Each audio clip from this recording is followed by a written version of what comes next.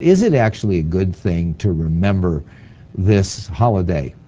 Well, it really is, Howard, and it's also sad that Memorial Day has become simply a day of recreation for most people in our country. It's a day of going camping, it's the beginning of summer, they go and visit relatives. What really would be a beneficial thing for all of us to stop, to think about the men who have died, to think about those who felt that country and that the protection of freedom was more important than their own life. Like Nathan Hale said, give me liberty or give me death. And so we have really a need to learn from the examples of these men. And thinking about people who have died so that we can live better should engender some nobility in the way that we live, should make us want to be people of noble character and live up to the ideals that they aspired to. So I really wish we did observe Memorial Day in a much more conscientious and uniform fashion than we do. What are the lessons that we look back at all these different wars, and if you're remembering the dead soldiers, then what are the lessons we can look at and everybody say, yep, we can see that issue or whatever lesson? Well, if there is a lesson from military history, there are many, of course. Probably the most striking one is that the only thing that ensures peace is superior power. That there have always been conflicts on the earth, and there have always been people who wanted to take the territory where some other people lived. There have been religions that didn't like each other and had religious reasons for hurting each other. There have been resources such as oil, gold, coal, whatever, to go after. Diamonds down in Africa. There have been always all of these reasons for wars. In fact, in the Bible, the book of James says, from whence comes wars and fightings among you? Doesn't it come from your members that strive? You want for yourself. You want to have power. You want to have things. So what stops war, essentially, is a superior force.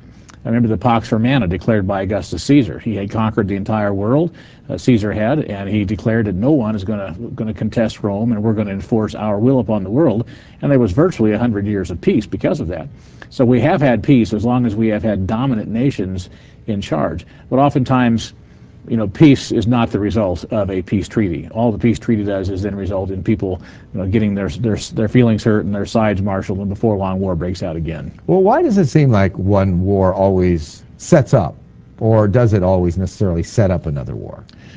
In mankind's history, less than 100 years out of 6,000 recorded years of history we have really seen peace.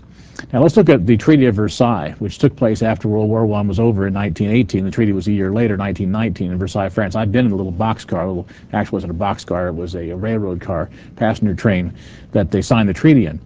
But they called that war the war to end all wars, and there was dancing in the streets and celebrations all over the world when it was over. But the peace, they said, was a peace treaty designed to end all peace because it hurt so many feelings. It was viewed as being unfair by the Germans and many others. Several empires fell. The Ottoman Empire was no more. The Russian Empire, as it had been, was now a Soviet, was now a kind of a communist bloc country, still developing. They did not know then what was going to happen. But the peace was not a genuinely good peace. And what happened was simply set the stage for the Weimar Republic and for what happened in Germany, where Hitler then was able to come to power. And of course, the Western powers then, the America and Britain and others, essentially went on a peacetime footing and did not prepare for World War II. But that's a classic example of a treaty that everybody announced this is going to solve the problem. All it did was sow the seeds for a far bigger problem.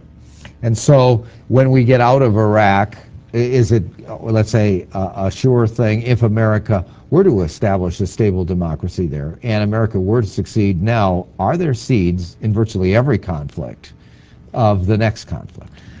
Well, the seeds of what's happening in the Middle East is obviously the result of the Europeans who divided up that part of the world after World War I and World War II, between the French and the English, essentially. And it produced peace for a number of years. King Saud got Saudi Arabia, and other people, King Jordan, the family that got Jordan, another Saud, but they got Jordan, King Hussein. So these nations of Iraq and Iran and Jordan and Saudi Arabia are artificial. When you look back in the long term in history, looking back 500 years, those nations have no roots. They didn't exist. In fact, 100 years earlier, they didn't. So we are now in a place where, go back to after the 1940s, let's talk about 1920, along in there.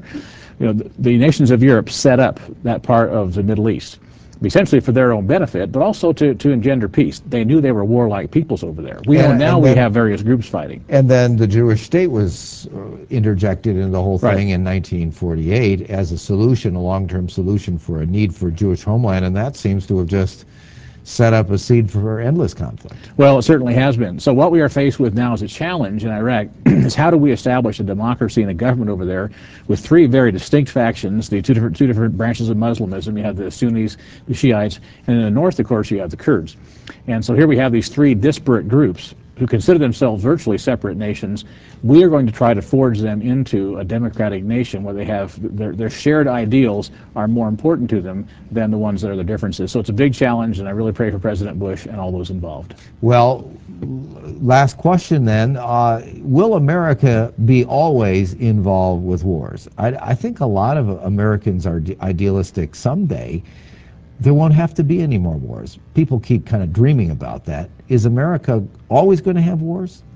Well, until Christ returns, the answer is yes. Human nature has not changed. There are always forces in the world that result in war. And that's been the story of mankind for 6,000 years. And so it looks like the importance of Memorial Day is going to be around for a significant period of time.